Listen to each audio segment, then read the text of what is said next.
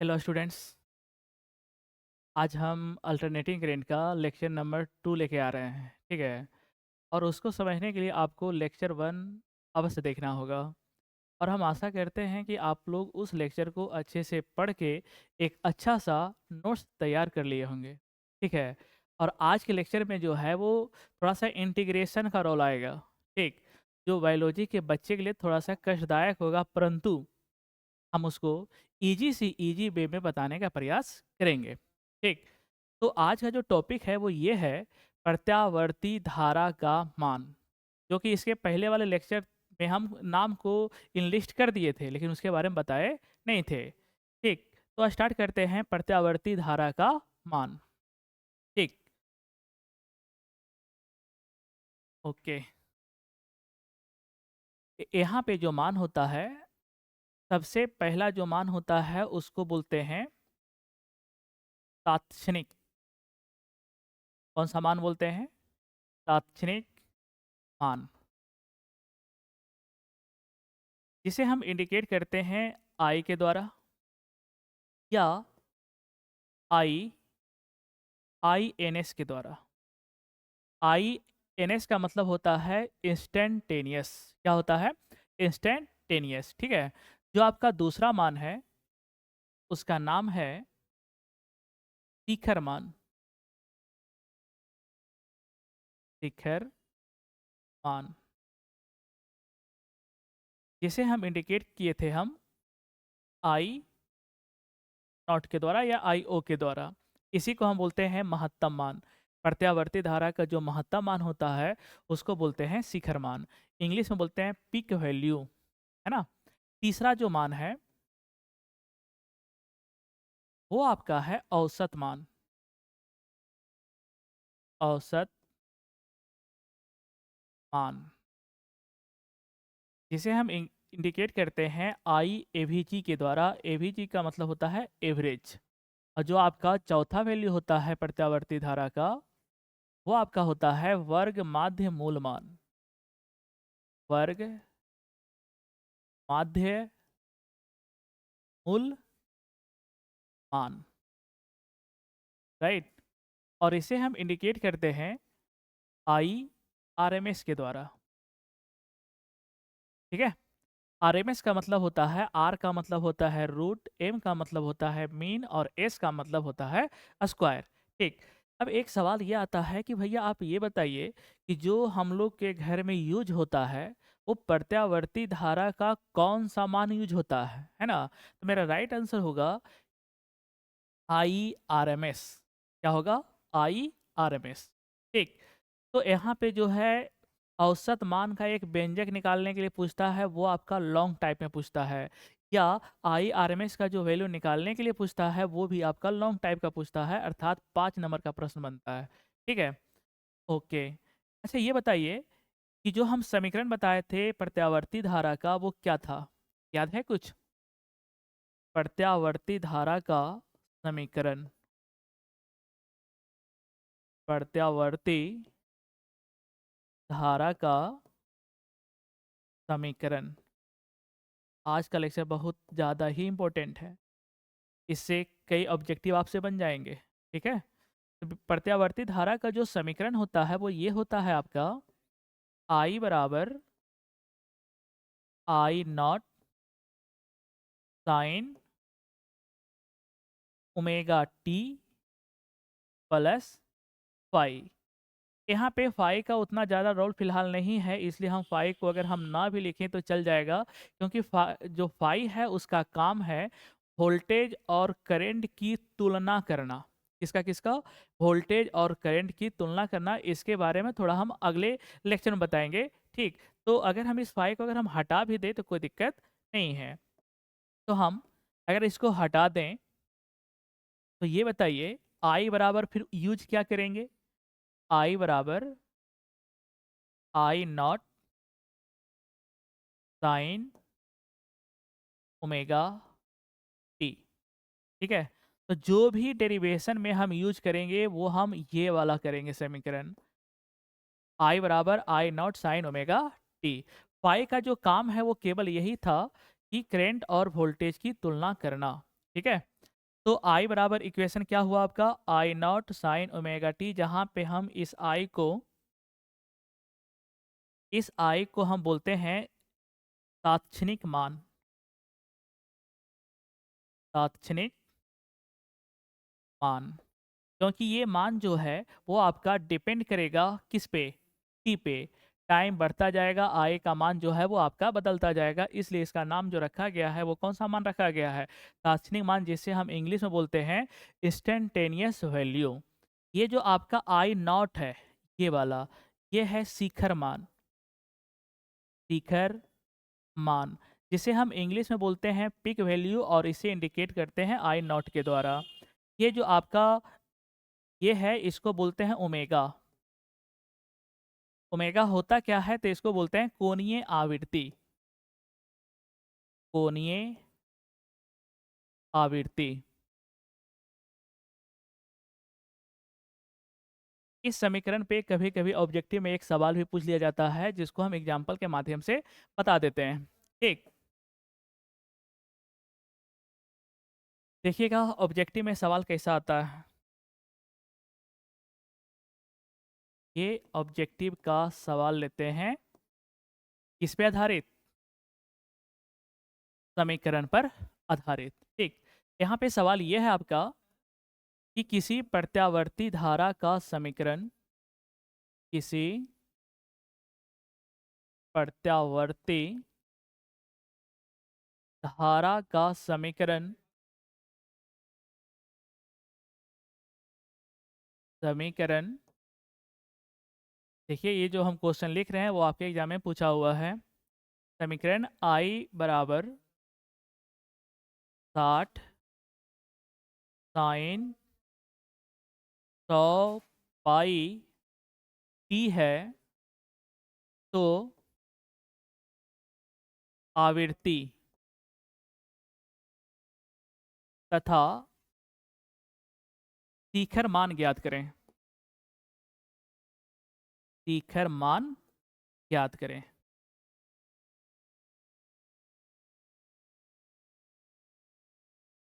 ये एक प्यारा सा सवाल है आपका। ठीक, तो सबसे पहले ये बताइए कि जो आपका समीकरण दिया हुआ है वो क्या दिया हुआ है, आई बराबर कितना दिया हुआ है, 60 साइन कितना पाई टी, 100 पाई टी। ये आपका दिया हुआ है प्रत्यावर्ती धारा का समीकरण। हमसे क्या पूछा गया है, आवृत्ति का मान। आवृत्ति को हम बोलते हैं फ्रीक्वेंसी, और इसको इंडिकेट करते हैं स्मॉल एफ के द्वारा। अर्थात जो मान पूछा गया है वो किसका मान पूछा गया है, एफ का। दूसरा जो मान पूछा गया है, देखिएगा किसका पूछा गया है, शिखर मान। शिखर मान को हम इंडिकेट करते हैं आई नॉट के द्वारा। किसके द्वारा, आई नॉट के द्वारा। अर्थात हमसे पूछा गया है किसका मान, आई नॉट का मान। ठीक, देखिए कैसे बनता है, बड़ा ही आसानी से बनेगा।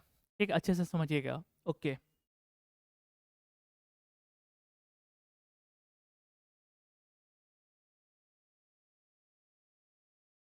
सॉल्यूशन,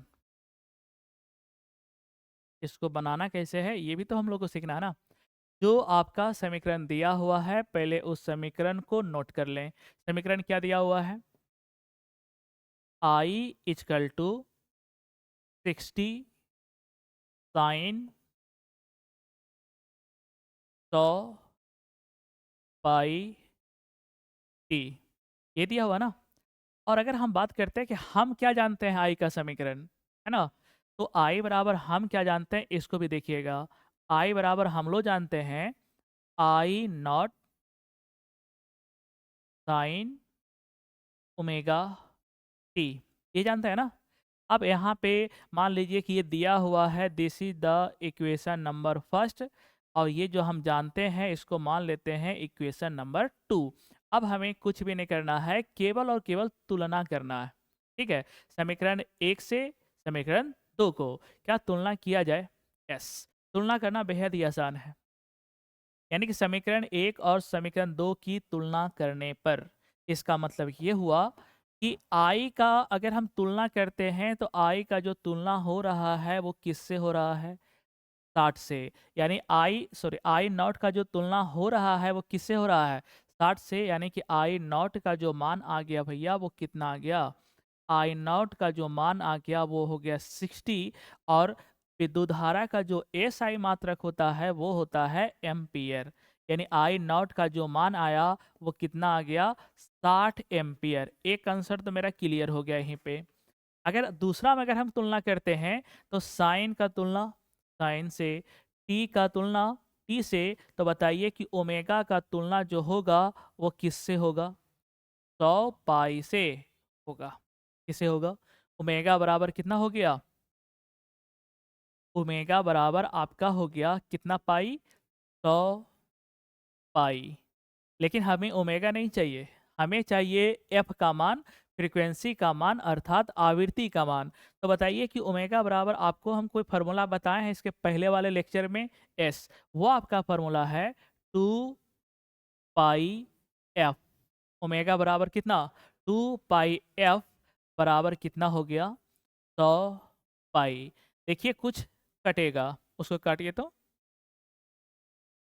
यहाँ से आपका 2 पाई से ये आपका कट जाएगा कितना टाइम्स, 50 टाइम्स।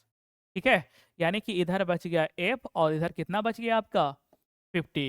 यानी एफ का जो मान आ गया वो आपका हो गया 50। और फ्रीक्वेंसी का एस आई मात्रा क्या होता है, हर्ट्ज। यानी एफ का जो मान आ जाएगा वो आ जाएगा 50 हर्ट्ज।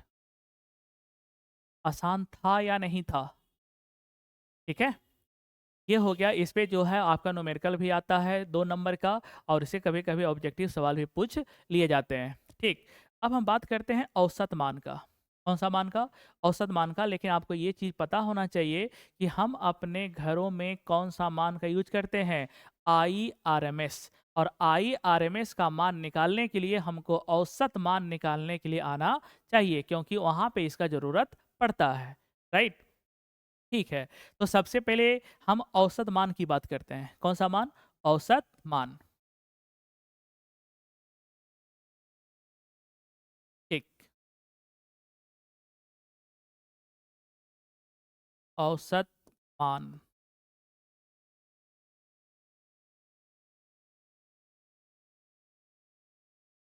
इंग्लिश में क्या बोलते हैं, एवरेज वैल्यू, एवरेज वैल्यू।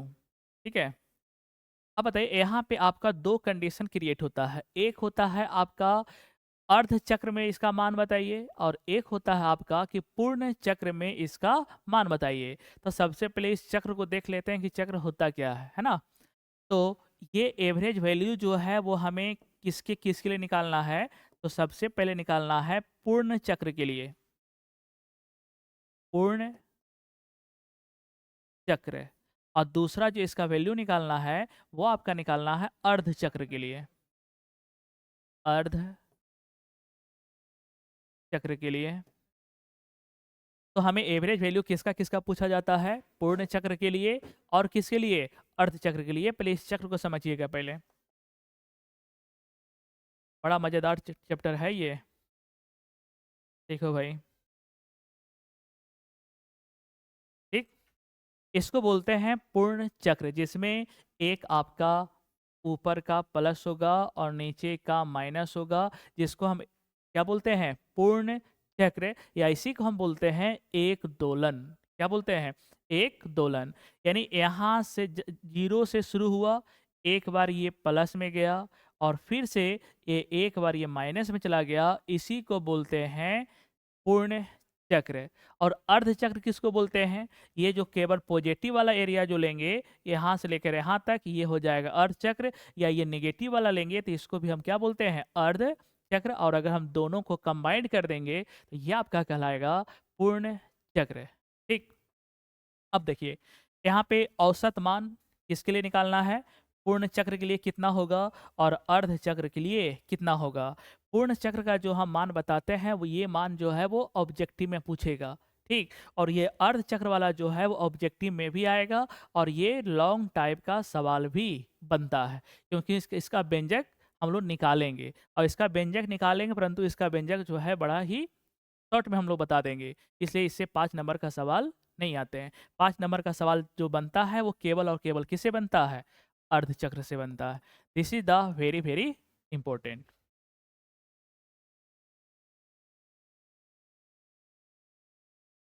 सबसे पहले हम इस मान को लिख देते हैं कि इसका मान होता कितना है। अगर हम बोलते हैं कि पूर्ण चक्र के लिए, किसके लिए? पूर्ण चक्र के लिए आई एवरेज का वैल्यू कितना होता है? तो भाई इसका जो मान होता है वो होता है 0। अब पूछो भैया ये 0 कैसे हुआ, कहाँ से आया? ठीक, इसको याद रखिएगा क्योंकि ऑब्जेक्टिव में पूछे जाते हैं। और अर्ध चक्र का जो मान हम बताएंगे वो होता है आई एवरेज बराबर 2I0 अपॉन पाई। ये जो आपका व्यंजक आया वो कौन सा चक्र के लिए आया? पूर्ण या अर्ध? तो मेरा आंसर होगा भैया ये आया अर्ध चक्र के लिए, अर्थात हाफ साइकिल के लिए। किसके लिए? इसका जो मान है वो कौन सा साइकिल के लिए है? अर्ध चक्र को ही हम लोग इंग्लिश में बोलते हैं हाफ साइकिल। ठीक, अब यहाँ से ये बताइए कि आई नॉट को हम पहले से जानते हैं ना कि ये आई नॉट कुछ नहीं है, ये आई नॉट जो है वो आपका शिखर मान है। कौन सा मान है? शिखर मान, जिसको हम बोलते हैं महत्तम मान। तो बताइए कि आई एवरेज का एक फुल साइकिल के लिए कितना होता है? 0। और हाफ साइकिल के लिए कितना होता है? आई एवरेज बराबर 2I0 अपॉन पाई, जहाँ पे आई नॉट को बोलते हैं शिखर मान, इंग्लिश में बोलते हैं पिक वैल्यू, या इसको हम बोलते हैं मैक्सिमम वैल्यू। ठीक, ओके। अब आपको ये हम बताएंगे कि ये 0 कहाँ से आया और ये 2I0 अपॉन पाई कहाँ से आया। ठीक है, जीरो को समझना तो बड़ा आसान है भाई, देखो कि कहाँ से आया। ये आपका हो गया फुल साइकिल। ये ग्राफ जो है वो किसके किसके बीच बनता है? तो हम बोलेंगे ये ग्राफ जो है वो बनता है आई और टी के बीच, विद्युत धारा और समय के बीच। और इसका जो महत्तम मान है यहाँ पे महत्तम होगा, और एक बार यहाँ पे महत्तम होगा, यहाँ पे महत्तम जो है वो पॉजिटिव में होगा, और यहाँ पे महत्तम जो है वो निगेटिव में होगा। और इसी महत्तम मान को हम लोग बोलते हैं आई नॉट। क्या बोलते हैं? आई नॉट। अब बताइए कि अगर हम इसका एवरेज निकालें, अगर ऊपर वाले का मान आया है 5 तो ये प्लस में होगा, नीचे वाले का मान आ जाएगा -5, है ना? अगर हम दोनों का एवरेज निकालेंगे तो +5 और -5 कट के कितना हो जाएगा? 0। अगर इसका मान मान लीजिए आया 50 तो इसका होगा -50। दोनों को जब हम ऐड करेंगे तो उसका मान कितना आ जाएगा? 0। तो बताइए कि यहाँ पे आई एवरेज का मान कितना आ गया? तो बोलेगा भैया यहाँ पे आई एवरेज का मान जो है वो आपका कितना आ गया? 2। क्यों? क्योंकि ये प्लस और माइनस दोनों कट जाएंगे और कट के बचेंगे कितना? 0। ठीक, तो फुल साइकिल के लिए आई एवरेज का मान सदैव कितना होता है? 0। ये सवाल जो है वो आपके ऑब्जेक्टिव में आते हैं। ठीक, अब इसको प्रूव करने के लिए आपको 5 नंबर का वेटेज मिलने वाला है। कितना नंबर का? 5 नंबर का। अब इसको कैसे करेंगे इस बात को देखते हैं। ठीक, एग्जाम में क्वेश्चन किस प्रकार से पूछे जाते हैं पहले उसको लिख लेते हैं।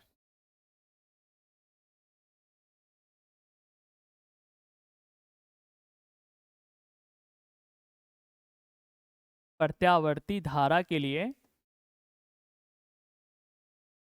प्रत्यावर्ती धारा के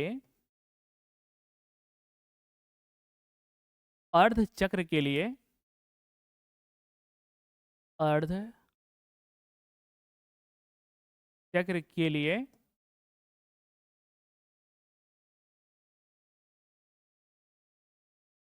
औसत मान का व्यंजक प्राप्त करें। औसत मान का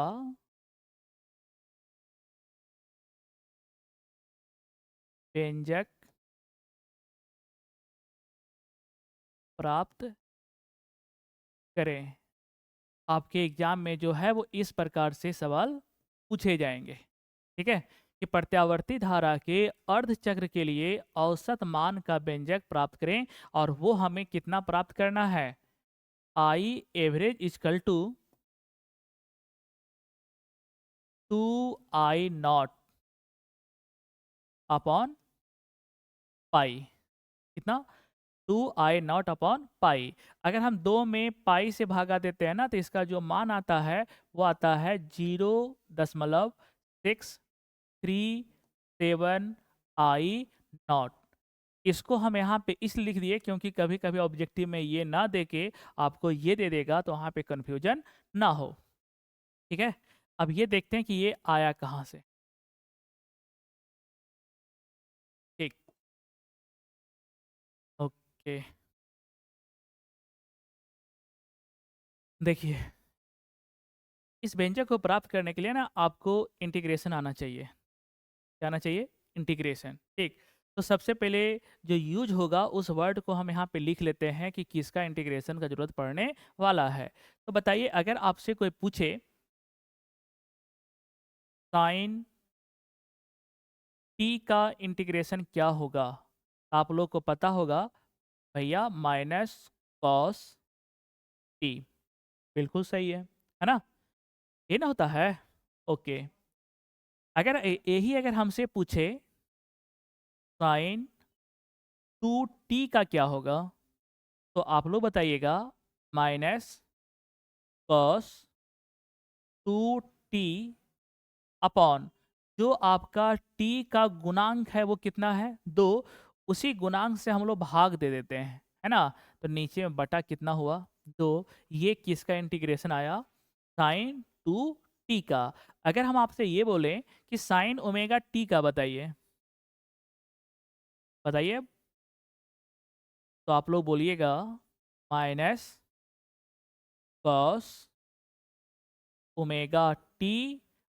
अब बताइए कि यहाँ पे नीचे में क्या लिखा जाए, तो आप ही सोच के बताओ ना कि t का गुणांक यहाँ पे कितना था? 2। तो हमने यहाँ पे कितना लिखा? 2। यहाँ पे t का गुणांक कितना है? ओमेगा। तो यहाँ पर भी आपका क्या होगा? ओमेगा। ये वाला जो है आपका इस व्यंजक को प्राप्त करने में मदद करेगा। इसको थोड़ा सा याद रखिएगा। ठीक, उसके बाद एक चीज आपको ये बता देना चाहते हैं कि आई एवरेज कैसे निकालें। तो बोलेंगे भैया आई एवरेज निकालने का ना एक सूत्र है, इंटीग्रेशन आई, आई का एवरेज निकाल रहे हैं ना, तो हो जाएगा I into d t upon t. क्या होगा? Integration I into d t upon t. और इंटीग्रेशन कहाँ से कहाँ? तो यहाँ पे आपको लिमिट लगाना है T1 से T2। ये फार्मूला जो है थोड़ा सा आपको ध्यान में रखना होगा। ये फार्मूला एवरेज करंट निकालने का है। तो एवरेज करंट निकालने का फार्मूला क्या होगा? इंटीग्रेशन किसका एवरेज निकाल रहे हैं? आई का ना, तो हो जाएगा आई किसके सापेक्ष में निकाल रहे हैं? टाइम का ना, तो I into d t upon t. T का मतलब टोटल टाइम। ठीक, इंटीग्रेशन कहाँ से कहाँ करना है? तो हम बोलेंगे भैया इंटीग्रेशन करना है T1 से T2। अब ये T1 और T2 होता क्या है?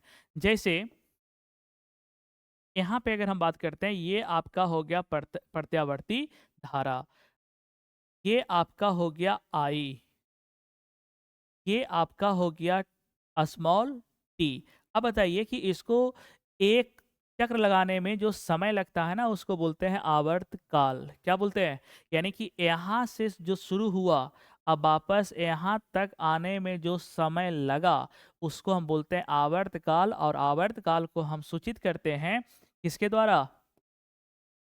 कैपिटल टी के द्वारा। किसके द्वारा? कैपिटल टी के द्वारा। जहाँ से ये ग्राफ शुरू होता है वहाँ पे टाइम का जो वैल्यू है वो कितना होता है? 0। तो बताइए कि यहाँ पे आधा में समय कितना लगेगा? तो बोलेगा भैया आधा में लगेगा T/2। तो एक बात बताओ कि अगर हम पूर्ण चक्र में निकालते तो लिमिट कहाँ से कहाँ लगाते? तो बोलेगा भैया 0 से लगाते टी। कहाँ से कहाँ? 0 से टी। लेकिन हमें लगा, हमें जो टॉपिक का हेडिंग लगाया है वो अर्ध चक्र है कि पूर्ण चक्र है? अर्ध चक्र है ना, तो ये हम ले लिए अर्ध चक्र। और यहाँ पे टाइमिंग का शुरुआत होता है 0 से और यहाँ पे समाप्त होता है कितना पे? T/2 पे। तो ये वाला जो है वो आपका हो जाएगा निम्न सीमा। लोअर लिमिट, निम्न सीमा, और ये वाला जो है वो आपका हो जाएगा उच्च सीमा, अपर लिमिट। किसके लिए? अर्ध चक्र के लिए कि पूर्ण चक्र के लिए? तो हम बोलेंगे अर्ध चक्र के लिए। अगर पूर्ण चक्र के लिए अगर हमको लगाना होता तो हम लगाते 0 से कहाँ तक? टी तक।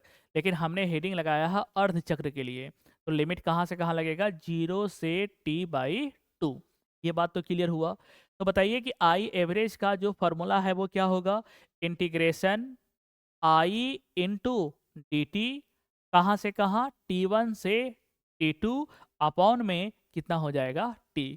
किसी बच्चे के माइंड में ये चल रहा होगा भैया ये आप लाए कहाँ से, है ना? तो अगर ये माइंड में चल रहा है तो इसको भी हम दूर करने का प्रयास करते हैं। देखिए,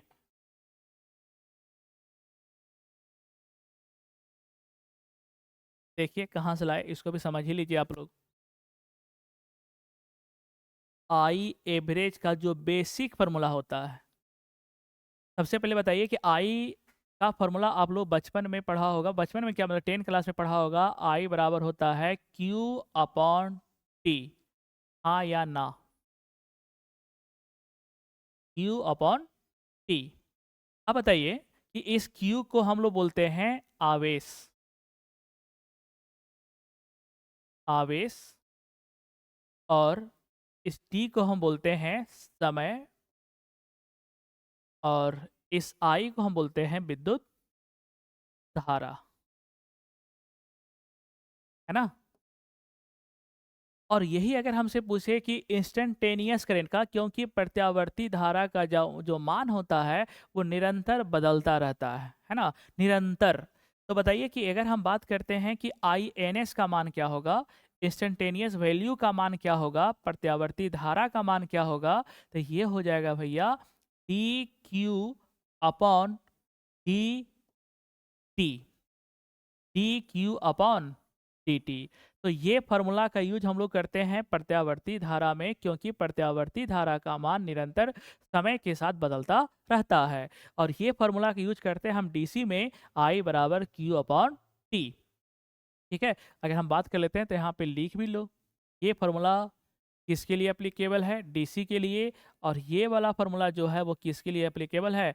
एसी के लिए। और हम लोग का जो टॉपिक है वो आपका डीसी नहीं है भाई, वो आपका एसी है। तो बताओ आई बराबर D Q upon D t. अब बताइए कि अगर हम यहाँ से डी क्यू का मान निकालें, डी क्यू बराबर क्या हो जाएगा? I into d T, I into इसको डी टी को उधर लेके चले आइए, तो डी क्यू बराबर क्या हुआ? आई इंटू डी टी। अब हमें डी क्यू नहीं चाहिए, हमको क्यू चाहिए, टोटल आवेश चाहिए। तो डी क्यू का समाकलन कर देते हैं। तो अगर कोई भी समीकरण में अगर एक तरफ समाकलन करते हैं तो हमें दोनों तरफ समाकलन करना होगा। तो अगर हम समाकलन करने की कोशिश करते हैं तो इधर भी हम समाकलन का साइन लगा देते हैं और इधर भी समाकलन का साइन लगा देते हैं। तो डी क्यू का समाकलन क्या होता है? तो बोलेगा भैया क्यू होता है। एस और नॉट, डी क्यू का समाकलन क्या होगा? क्यू। और क्यू बराबर जो है वो आपका क्या बच जाएगा? I integration of I into d t. Q का मान कितना आ गया? Integration I into d t. अब बताइए हमको कि आई एवरेज का जो बेसिक फार्मूला होता है वो ये होता है कुल आवेश, कुल आवेश बटा कुल समय। ठीक है, अब आप ही बताइए कि कुल आवेश कितना? Q, कुल समय कितना? T। अब प्रत्यावर्ती धारा के लिए Q का मान जो है वो कितना है? Integration I into d T. कितना है? Integration I into d T, integration I into d T. और नीचे में जो है वो आपका हो गया टी। अब यहाँ पे आपको टाइम है, टाइम का समाकलन कहाँ से करना है, कहाँ से लेकर कहाँ तक करना है, ये तो आपको पता ही है। हाफ साइकिल के लिए 0 से t/2, फुल साइकिल के लिए कहाँ से कहाँ करना होगा, 0 से t। ठीक, और हम जो बात कर रहे हैं वो फुल का नहीं कर रहे हैं, वो हम बात कर रहे हैं हाफ साइकिल का। तो हाफ साइकिल का समाकलन कहाँ से कहाँ करना है, तो 0 से t/2 करना है। ठीक, चलिए ये आपका था बेसिक नॉलेज, इसका इसका जरूरत पड़ने वाला है। ठीक है, अब यहाँ से जैसे एग्जाम में आता है तो हम लोग सोल्यूशन से स्टार्ट करते हैं ना, तो यहाँ पे हम लोग सोल्यूशन से स्टार्ट करते हैं। एग्जाम में कैसे लिखना है यहीं पे समझ लेते हैं। सबसे पहले आपको लिखना है कि हम जानते हैं कि वी नो डैट, क्या जानते हैं, प्रत्यावर्ती धारा का समीकरण। क्या जानते हैं, प्रत्यावर्ती धारा का समीकरण। प्रत्यावर्ती धारा का समीकरण क्या जानते हैं, याद है ना आप लोग को, I बराबर I not sine omega T. यहाँ पे फाई को हम कंसीडर नहीं कर रहे हैं। तो बताइए कि I बराबर क्या हो गया, I not sine omega T. ठीक है, हमें जो निकालना है वो किसका मान निकालना है, I एवरेज का। किसके लिए, हाफ साइकिल के लिए। तो यहाँ पे आपको ये लिख देना है अर्ध चक्र के लिए, अर्ध चक्र के लिए किसका मान निकालना है, औसत मान, औसत मान। औसत मान को हम सूचित कैसे करते हैं, IAVG के द्वारा। और IAVG का जो बेसिक फार्मूला है वो आपको क्या बताया है, इंटीग्रेशन कहाँ से कहाँ, T1 से T2 I into dt upon T। ये था ना, ये ना था। ठीक है, अब हमें कुछ नहीं करना है, इस I का मान जो है वो कितना रख देना है, I not sine omega T. और T1 का मान रखना है 0 और T2 का मान रखना है t/2। कहाँ से कहाँ, तो बोलेगा भैया जो टाइम का शुरुआत होता है वो कहाँ से हुआ था, 0 से, और अर्ध चक्र में जो टाइम समाप्त होता है वो कहाँ पे होता है, t/2 पे। तो लिमिट कहाँ से कहाँ लगाना है, 0 से t/2। और इस I का जो मान है, ये जो आपका I दिख रहा है, इस I की जगह पे क्या लिखेंगे, I not sine omega T. ठीक, इतना मान रख के हम आगे बढ़ते हैं। ठीक है, तो बताइए यहाँ पे आप लोग लिख दीजिए, इसलिए I एवरेज बराबर इंटीग्रेशन 0 से कहाँ, t/2। I के जगह पे कितना, I का जो मान है वो कितना है, I not sine omega T into dt। और टोटल टाइम कितना लगा, 0 से t/2 में टाइम कितना लगा, तो हम बोलेंगे भैया यहाँ पे टाइम लग गया t/2, क्योंकि t/2 में 0 को घटा दीजिए, टाइम कितना हुआ टोटल, t/2। अब यहाँ पे पूरा पार्ट जो है वो इंटीग्रेशन का आ गया है ना। देखिए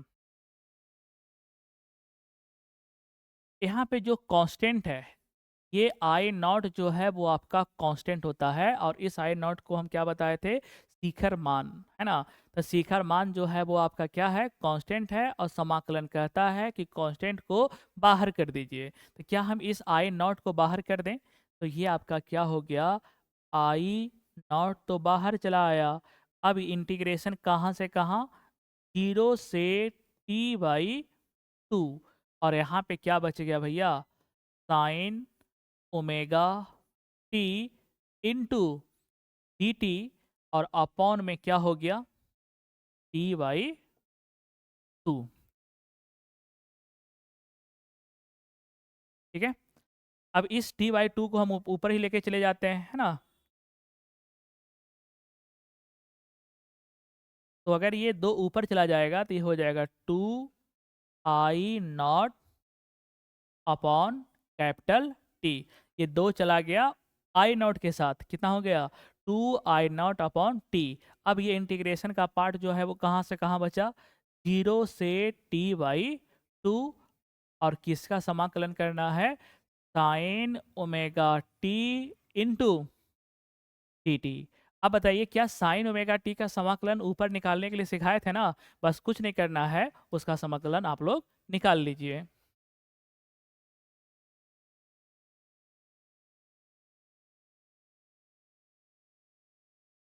तो ये आपका हो गया 2I0 अपॉन टी, और साइन ओमेगा टी का जो समाकलन होगा वो होगा minus cos omega T upon omega. ये समाकलन जो है वो हम लोग ऊपर में निकाल चुके थे। और लिमिट कहाँ से कहाँ? 0 से t/2, यही था। अब बताओ कि इस ओमेगा का मान जो है वो हम कभी बताए थे, याद करिए। 2 पाई/टी ओमेगा का जो मान है वो आपको कहीं पे बताए थे इसके पहले वाले लेक्चर में, कि ओमेगा बराबर एक प्यारा सा सूत्र होता है 2 पाई/टी। हाँ या ना? क्या ऐसा बताए थे हम? यस। तो कुछ अब नहीं करना है, इसको बोलते हैं लोअर लिमिट और इसको बोलते हैं अपर लिमिट, है ना? क्या पहले हम अपर को रखते हैं कि लोअर को रखते हैं? तो बोलेगा भैया पहले हम अपर रखते हैं, फिर माइनस लगाते हैं और फिर लोअर का मान रखते हैं। और ये t/2 का जो मान रखेंगे वो किसके जगह पे रखेंगे? t के जगह पे रखेंगे। किसके जगह पे? t के जगह पे। तो आप ही बताइए कि ये क्या हो जाएगा? 2I0 upon T. यहाँ तक कोई दिक्कत? क्या हम ओमेगा को बाहर निकाल लें क्या? तो यहाँ पे हो जाएगा, नीचे में क्या हो जाएगा? ओमेगा। कोई दिक्कत है यहाँ पे? अब अंदर में क्या बचा? Minus cos omega. अब आप बताइए हमको कि इस t के जगह पे क्या हम इस अपर लिमिट को रख दें, हाँ कि ना? तो ये स्मॉल t के जगह पे अब ये क्या हो जाएगा?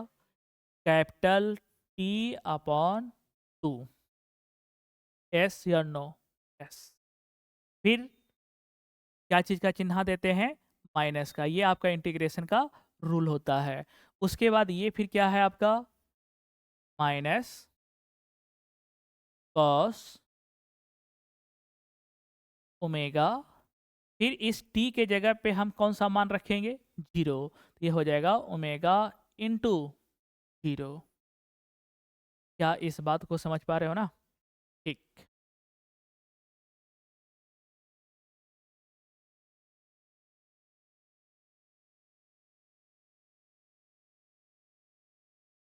अब बताइए, ये हो जाएगा 2I0। अब धीरे धीरे जो है वो आपका एक्सप्रेशन जो है वो छोटा होता जाएगा, हथियाना नहीं है। तो ये हो जाएगा कैपिटल टी।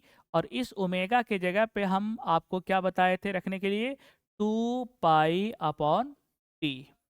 क्योंकि ओमेगा का फॉर्मूला होता है 2 पाई/टी। ये बात जो है वो लेक्चर नंबर 1 में बताए हैं। इनटू माइनस कॉस, इस ओमेगा के जगह पे जो है वो हम लोग क्या जानते हैं? तो जानते हैं 2 पाई/टी। और इनटू में आपका क्या है? t/2। माइनस और माइनस क्या हुआ? प्लस कॉस ओमेगा इंटू 0 कितना हो जाएगा? 0 डिग्री। ठीक है। यहाँ से कुछ कटने वाला पार्ट होगा आपका, उसको काट दीजिए पहले। ये सबसे पहले t से t मर गया, ये 2 से 2 मर गया। उसके बाद ये t से t ये भी कटा, और 2 से 2 ये भी कटा। अब आपका जो एक्सप्रेशन है ना वो धीरे धीरे क्या हो जाएगा? छोटा।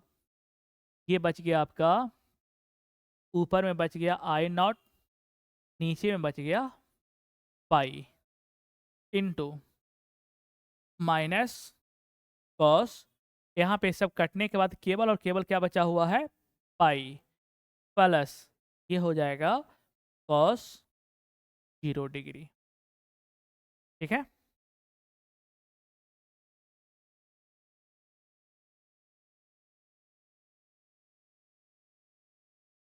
आई नॉट अपॉन में पाई हो गया। अब बताइए कि कॉस पाई का जो मान होता है, कॉस पाई का जो वैल्यू होता है वो होता है -1। कितना होता है, -1। तो बताइए कि -1 और ये वाला माइनस, माइनस माइनस क्या हो जाएगा, +1।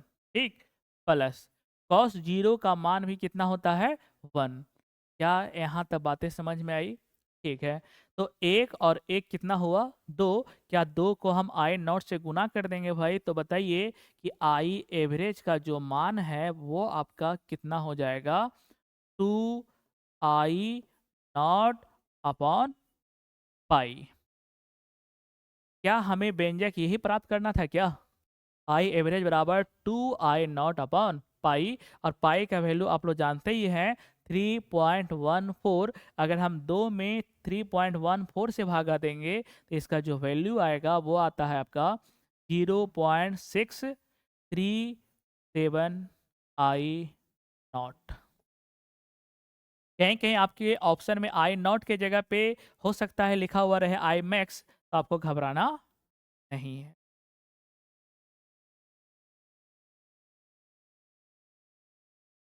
क्या यहाँ तक ये लेक्चर समझ में आया? ठीक है। और इसका जो नोट्स है वो भी हम आपको भेज देंगे, और जिस बच्चे को नोट्स चाहिए स्पेशल रूप से वो हमें इस नंबर पे मैसेज कर दें, और वो आपका नंबर ये रहा।